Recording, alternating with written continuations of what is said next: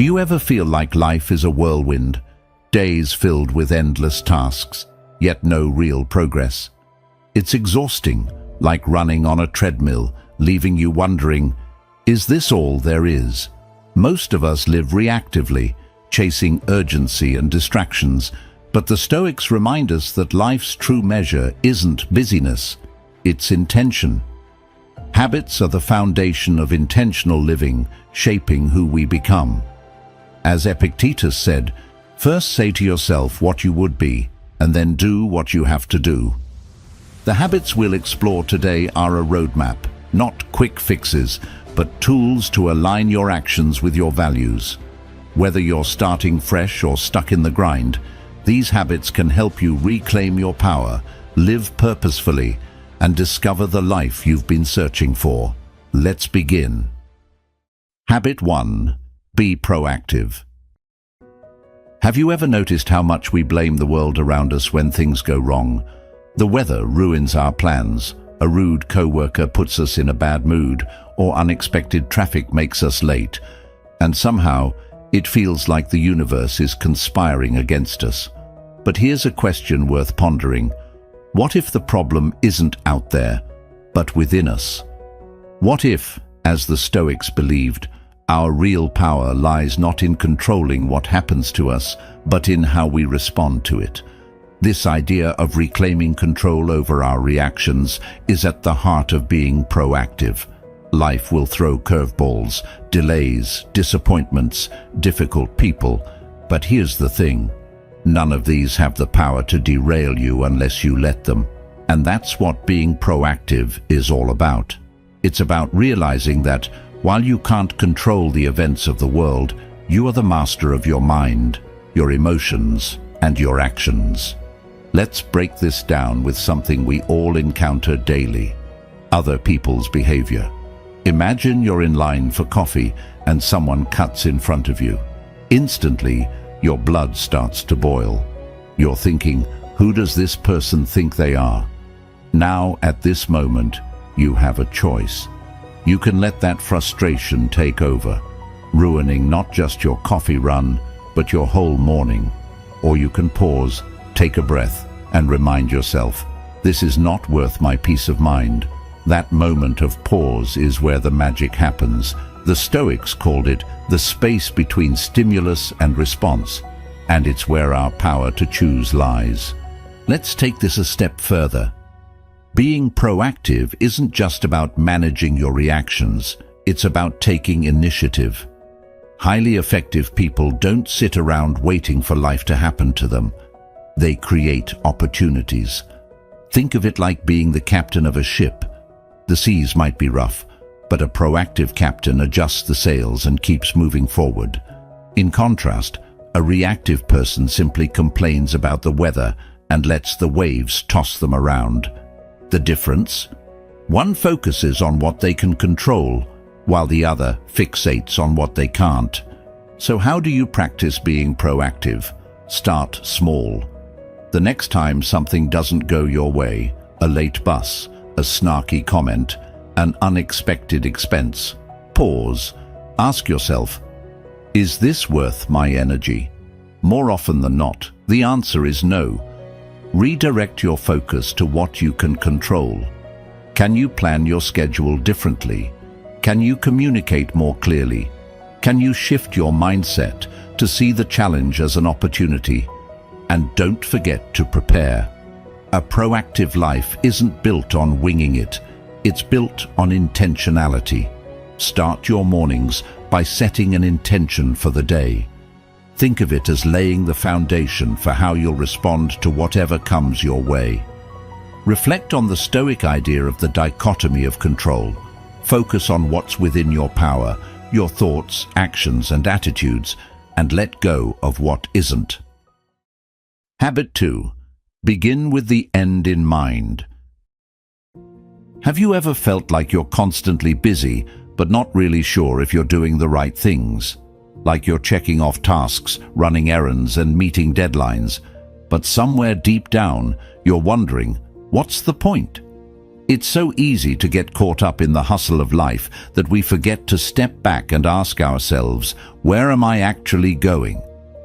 The Stoics had a word for this: telos, your ultimate purpose, the reason behind the things you do. They believed that without a clear sense of direction, even the busiest person can waste their life chasing the wrong things. This brings us to the idea of beginning with the end in mind. Imagine life as a journey. If you don't know your destination, how will you know which roads to take? It's like setting out on a hike without knowing where the trail ends. You might wander around, see some interesting sights, but you'll never feel the satisfaction of reaching a peak or seeing the view you came for. The same applies to life. Without a clear vision of what you're aiming for, it's easy to spend your days chasing distractions instead of building the life you truly want. When you start with the end in mind, everything changes. Decisions that once felt overwhelming become clearer. Should you take that new job? Should you invest your time in a particular relationship? Should you buy that flashy car? Instead of making choices based on what's popular or easy, you align them with your ultimate vision. And let me tell you, this alignment is where real power lies. Epictetus put it perfectly. First, say to yourself what you would be, and then do what you have to do. But how do you figure out what your end looks like? Start by asking yourself some deep questions. What are your core values? What kind of legacy do you want to leave? Who are the people you want to grow alongside? These aren't questions you answer in 5 minutes. They take reflection, journaling, and maybe even a few long walks to really sink in. But once you start exploring them, you'll notice a shift. Your priorities will begin to align with your purpose, and your actions will feel more intentional. One of the most powerful tools to help you stay focused on your vision is creating a personal mission statement. Think of it as a compass, a short, clear declaration of what you stand for and where you're headed. It could be as simple as, I live to grow, to serve others, and to find joy in the small moments. Or it could be more detailed, outlining your goals for your career, relationships, and personal growth. The point isn't to write something perfect, it's to create a guide that helps you stay on course when life inevitably throws you off track. Living with the end in mind also helps you say no to things that don't serve your purpose. We're constantly bombarded with opportunities, requests, and distractions. Without a clear vision, it's tempting to say yes to everything, fearing we'll miss out. But when you know what you're working toward, it becomes easier to recognize what's a distraction versus what's essential. As Seneca wisely said, it is not that we have a short time to live, but that we waste much of it. Habit 3. Put first things first. Have you ever felt like your to-do list is running your life? You wake up, glance at all the things you need to do, and immediately feel overwhelmed. So you start tackling the easiest tasks first, just to feel like you're making progress. But by the end of the day, you realize you've been busy, so busy, but you didn't get to the stuff that really matters. Sound familiar? You're not alone. Most of us are living in survival mode, putting out fires and handling whatever feels most urgent. But here's the problem: urgency often crowds out importance. This is where the habit of putting first things first comes in. Think of your life like a jar. The important things, your health, your relationships, your personal growth, are the big rocks. The less critical stuff like emails, errands, and social media is the sand. If you fill your jar with sand first, there's no room for the rocks. But if you put the rocks in first, the sand can fill the gaps. The big rocks need to come first, every single time.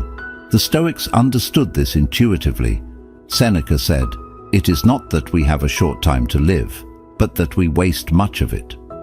So, how do you decide what your big rocks are? Start by identifying your priorities. What are the things that, if you focused on them, would bring the most value to your life?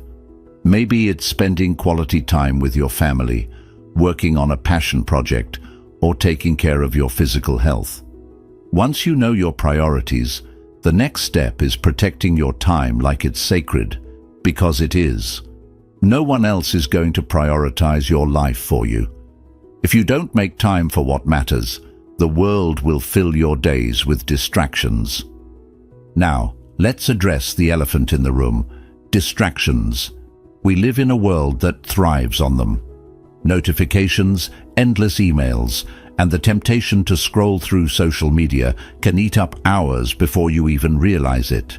The Stoics would see these distractions as a form of proheresis, losing control over your ability to choose wisely. To them, the key was focusing only on what aligns with your higher purpose. Epictetus said, "Make the best use of what is in your power and take the rest as it happens." That means choosing to focus on what you can control, your actions and your time, and letting go of everything else. And here's the thing: putting first things first requires saying no, a lot. No to extra obligations, no to interruptions, no to things that don't align with your priorities. It's not easy, but it's liberating. When you say no to what doesn't matter, you create space for what does. Remember, every yes is a no to something else. Seneca put it perfectly: "He who is everywhere is nowhere." Don't forget to schedule downtime. Rest isn't a luxury, it's a necessity. The Stoics understood this too. They believed in balance and the importance of recharging so you could face life with clarity and strength. As you plan your priorities, make sure to include moments of reflection, relaxation, and renewal. These aren't wasted time. They're what allow you to keep showing up for the things that matter. Habit 4. Think win-win. Let me ask you something. When you approach a negotiation, a disagreement, or even just a casual conversation, what's your mindset? Are you aiming to win at all costs, to get the upper hand? It's tempting, isn't it?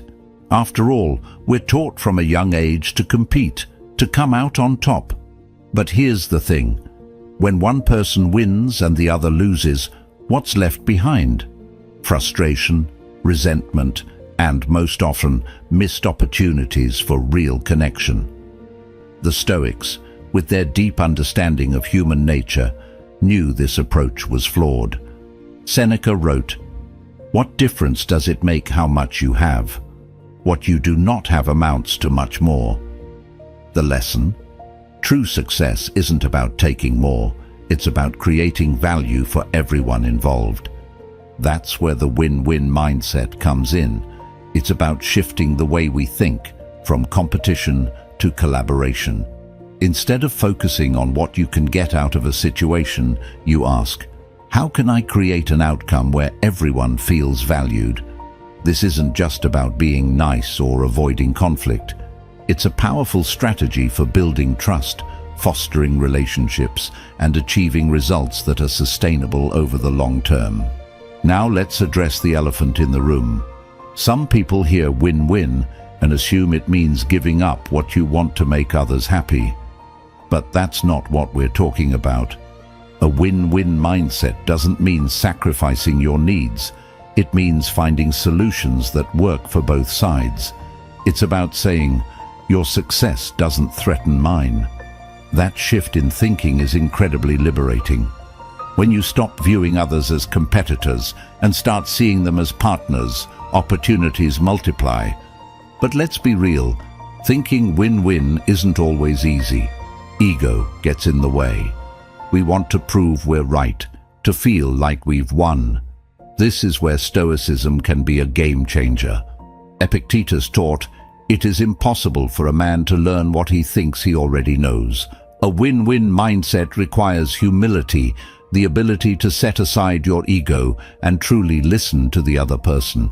It's about seeking understanding before seeking agreement, which is easier said than done, but incredibly powerful when practiced. So how do you cultivate this mindset? Start by shifting your perspective. Instead of asking, "How can I get what I want?" ask, "What's the best outcome for everyone involved?" Then, practice empathy. Put yourself in the other person's shoes and try to see the situation from their point of view. What do they want? What do they need? When you approach a conversation with this level of understanding, you'll find it easier to build trust and create solutions that work for both sides. Another key element is communication. Be transparent about your intentions and invite others to do the same. If you're negotiating, for example, be upfront about what you value and ask them to share their priorities. Often you'll find that what matters most to each person isn't in direct conflict. It's just a matter of aligning your goals.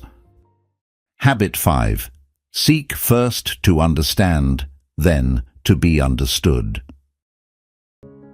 Have you ever been in a conversation where you felt like the other person wasn't really listening? Maybe you were pouring your heart out and they interrupted with advice you didn't ask for, or worse, they turned the conversation back to themselves. It's frustrating, isn't it? But here's the kicker. We've all been that person at some point. We think we're listening, but we're really just waiting for our turn to talk. It's such a common trap that most people don't even realize they're doing it. The Stoics, however, would have seen this as a missed opportunity.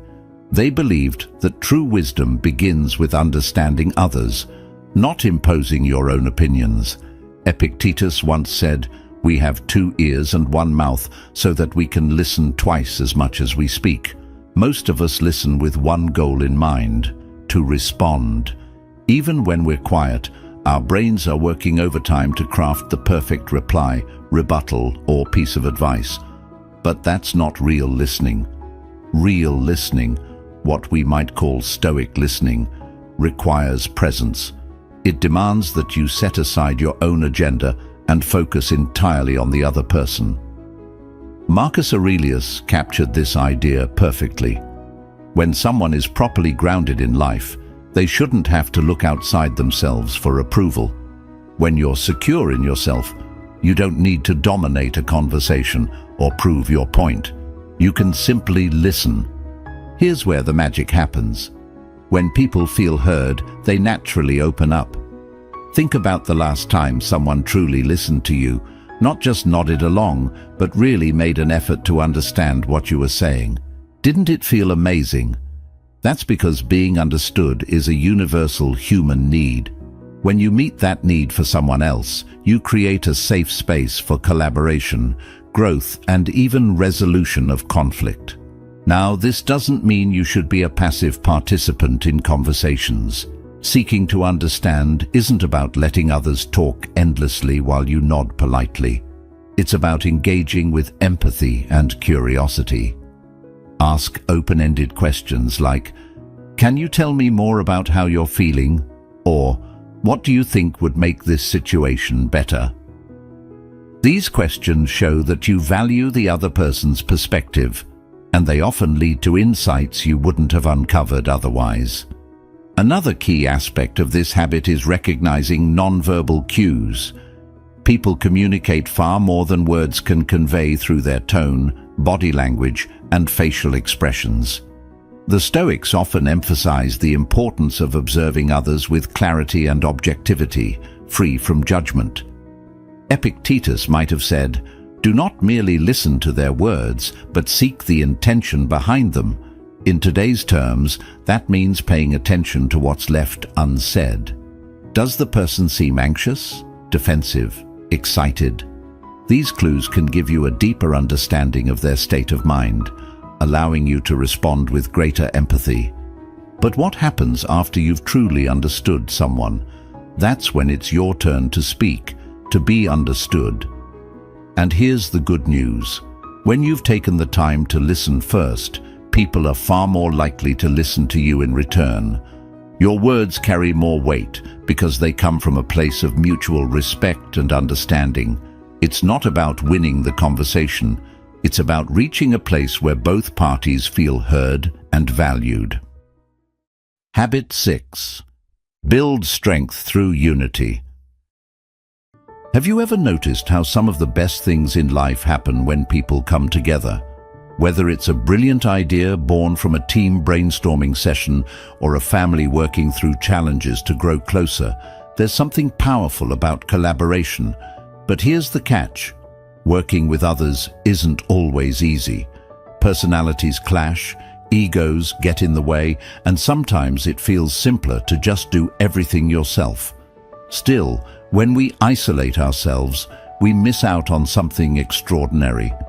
The Stoics understood this deeply, teaching that humans are inherently social beings, designed to thrive through cooperation. Marcus Aurelius wrote, "What brings no benefit to the hive brings none to the bee." In other words, when we work together, we all flourish. This idea is the essence of synergy, the principle that the whole is greater than the sum of its parts. Think of it like baking a cake. Flour, sugar, eggs, and butter on their own are fine, but mix them together and you create something completely different and far more delightful. Synergy works the same way in our relationships, teams, and communities. It's not just about adding our strengths together, it's about creating something new and better through cooperation. But here's the thing, synergy doesn't happen by accident. It requires an open mind and a willingness to embrace differences. And this is where most people struggle. We're naturally drawn to people who think like us, who share our perspectives, and who don't challenge our beliefs.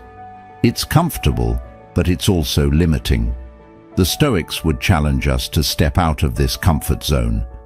Epictetus taught, "It is impossible to begin to learn that which one thinks one already knows." True synergy begins when we recognize that others' strengths and viewpoints, even when they differ from our own, are opportunities for growth. Of course, synergy requires a certain mindset. First and foremost, it demands humility. You have to be willing to admit that you don't have all the answers and that other people's ideas have value. This can be tough, especially when you're confident in your abilities. But as Seneca wisely observed, there is no one so perfect that they cannot learn from others. Humility opens the door to collaboration, creating space for others to contribute their best. It also requires trust. When you work with others, you're putting part of your success in their hands. This can feel risky, but trust is the foundation of any synergistic relationship. The Stoics understood this, emphasizing the importance of justice, treating others fairly and with respect.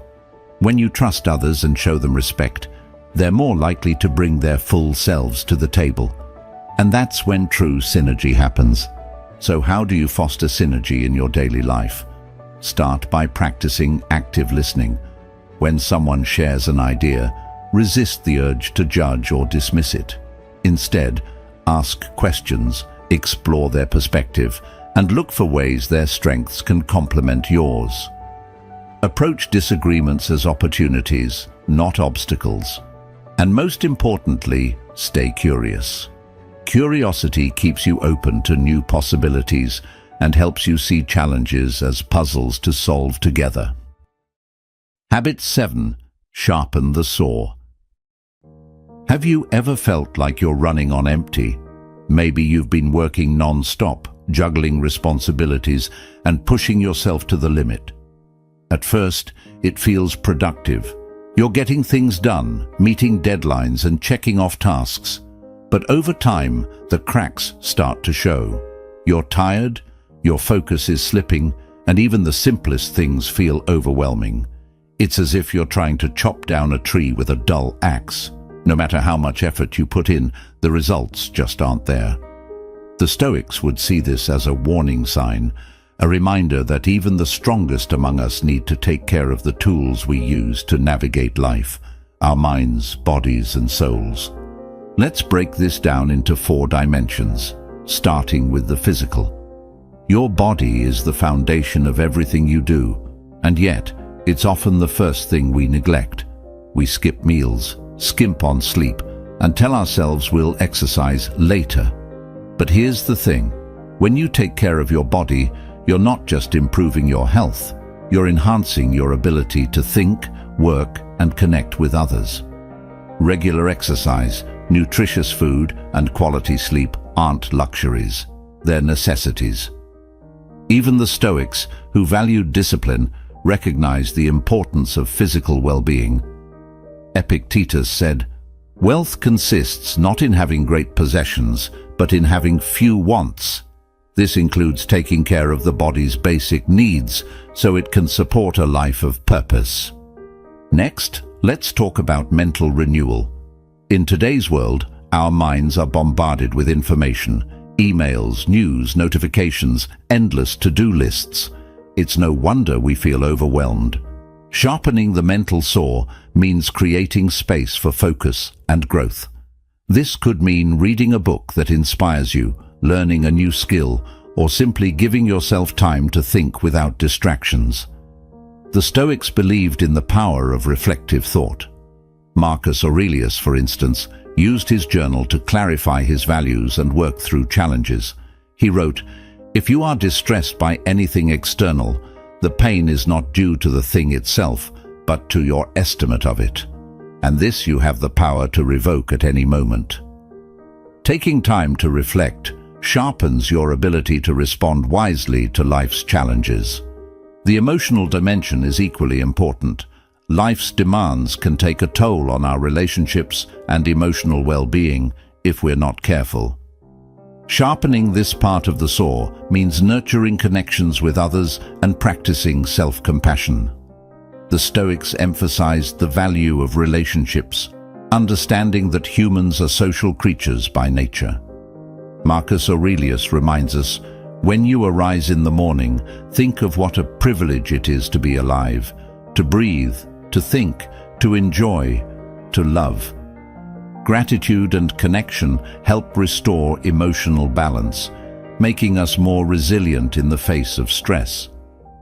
Finally, there's spiritual renewal, the dimension that ties everything together. For the Stoics, this was about living in alignment with your principles and recognizing your place in the larger order of things. It's not necessarily about religion, but about purpose and meaning. When was the last time you paused to reflect on what truly matters to you? Whether it's through meditation, prayer, journaling, or simply sitting in nature, spiritual renewal gives you the clarity to focus on what's most important. Thank you for being a part of Stoic Journal. If you found value in this, take a moment to watch one of the suggested videos on your screen. It's the next step in your journey toward a more intentional and meaningful life. Remember, progress, not perfection. Thank you for watching, and I'll see you in the next one. Stay grounded and keep growing.